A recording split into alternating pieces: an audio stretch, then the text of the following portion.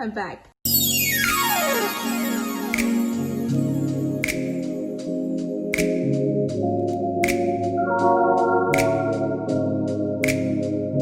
Hi guys, my name is Bonolo and welcome to another episode of Be Outside the Box. Hello to the honey bunnies, hello to the baby girls, and hello to the baby boys if some of you guys are watching. So today we're gonna talk about boldly braving failure to launch. And I mean, the name of itself kind of like sounds like, hey, it kind of like sounds so negative, but I think, you know, my intention is just for us to really just have honest conversations about, you know, failure. I think a lot of the time we're so quick, and it's a lot easier, especially in social media culture, to put on social media, hashtag winning, hashtag goals, hashtag queening, hashtag look at me now, look at me now, hashtag started from the bottom of the. But it's like, I don't even know what your bottom looks like. All I see is your up, up, up, up. Sometimes we don't see the real journey on social media, and nobody's really forced to put their life out there. But I think it's so easy to be like, hey, look at my new car. Hey, look at my new job. Hey, look at my new phone. Hey, look at my new house. Hey, look at me traveling. And it's just like, those are blessings. And of course, it's not to say like, don't celebrate those things. Don't show like the rewards for all the hard work that you've been putting to acquire those things that make you feel good. It's easy for us to post the wins, but like the L's. Does anybody remember? Loser, loser, double loser, as in whatever, get the picture, bye. I feel like, but yeah, so my hope is that we can have, start to formulate a culture of having honest conversations.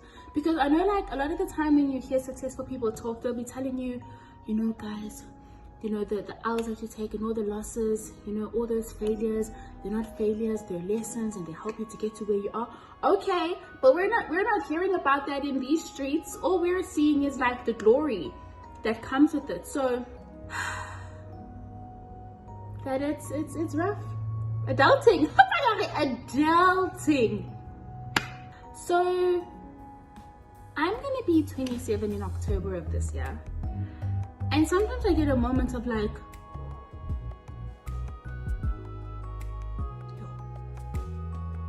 where I'm like, this is my year when I'm going to be entering my late 20s.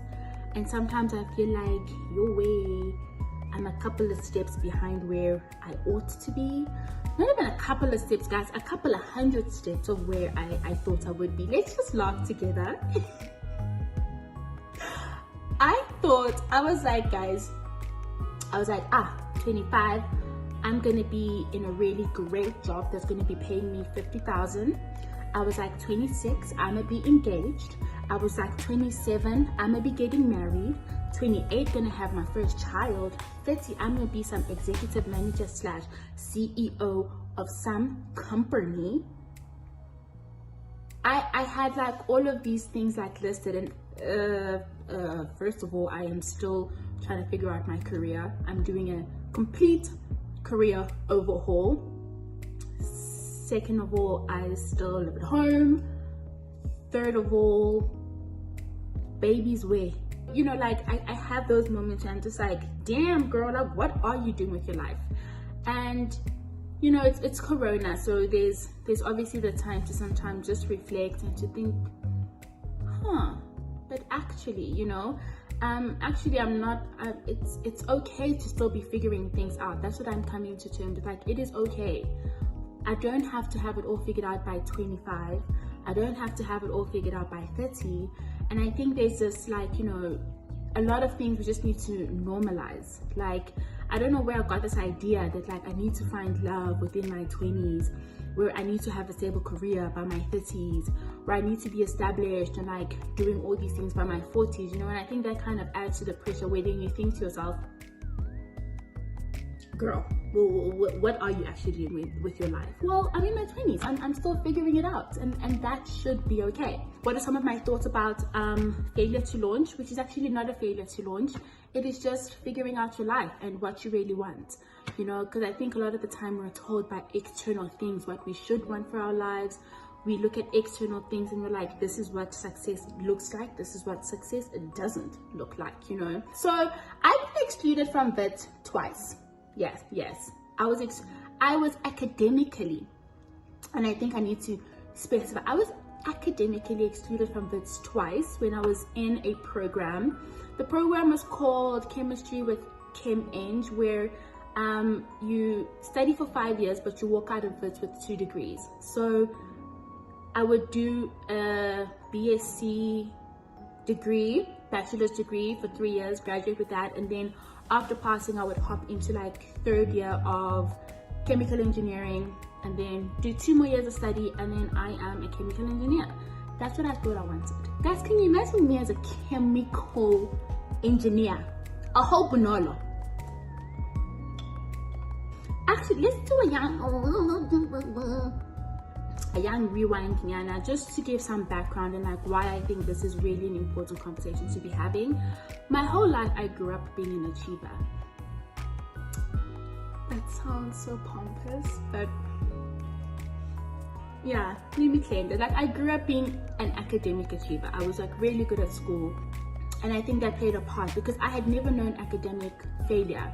Like for me, failure at that time was like if I was getting 70s, I was failing. That personally for me. So you can understand like that psyche, right? And I think also when you grow up being like a top achiever, there's a certain role that it kind of ends up being kind of performative. Well, I know that for me, when I look back at it and I look at myself back then, that was kind of performative to say, you know, if I do everything the right way, if I'm always getting these amazing grades, if I participated in the cultural stuff, which actually was what I enjoyed more, to be honest. If I did all these things, I will 100% absolutely like live a perfect and successful life. But at VITS, I mean, the first year, and that first day at orientation where they, you know, you have the speech from the dean of schools for whichever faculty you're in, and they talk to you, congratulations, welcome, you're like the top, you're the creme de la creme, you're the top 10% of the grade 12. You have those talks and they'll tell you guys you need to work really hard, you know, 50% of you guys will be failing come June, and like some of you guys will drop out, and then by the time it's December, another like 50% of those that remained will not be able to go on to like second year. So I was like,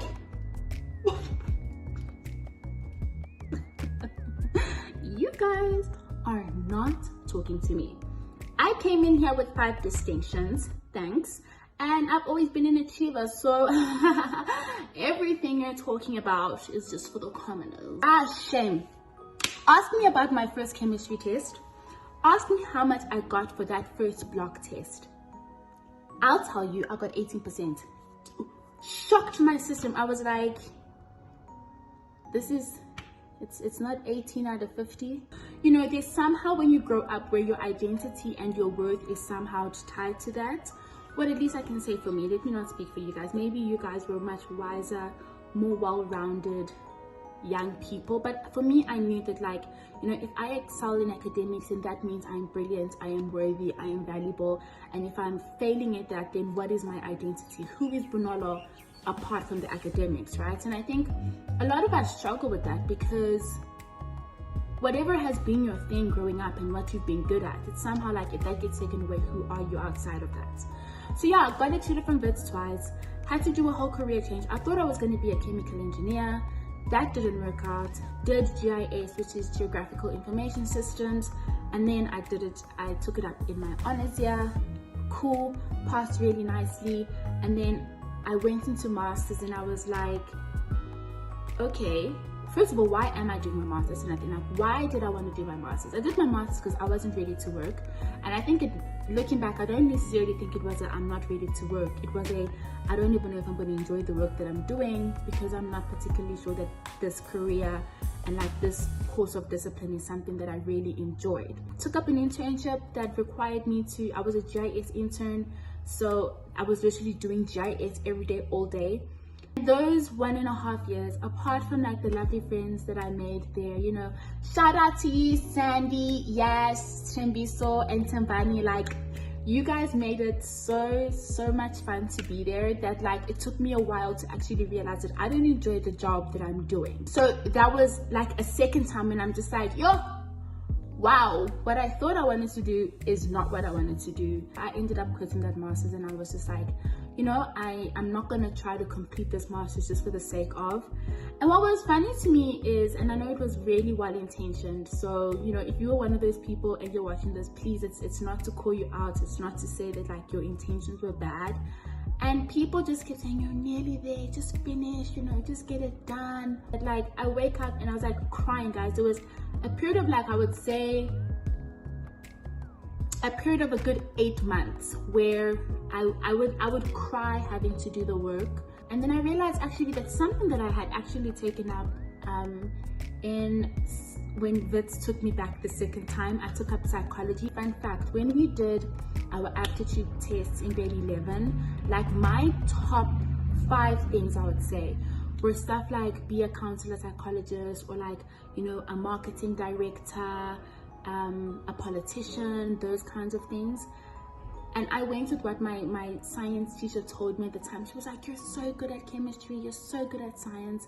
And I really was, and I actually really enjoyed it too.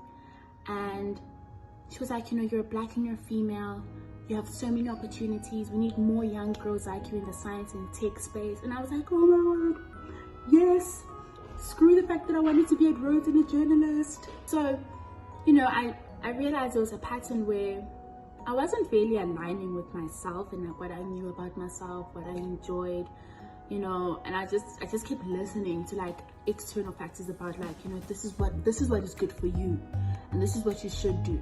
You can be really competent in something, but it doesn't necessarily mean that it has to be your career, or it doesn't necessarily mean that it's something that you enjoy doing for a long time. So I realized, you know, with the chemistry degree, it was just a thing of like, yeah, we need more black females in that space. I'm a black female, I'm doing good at it. Let me just try it.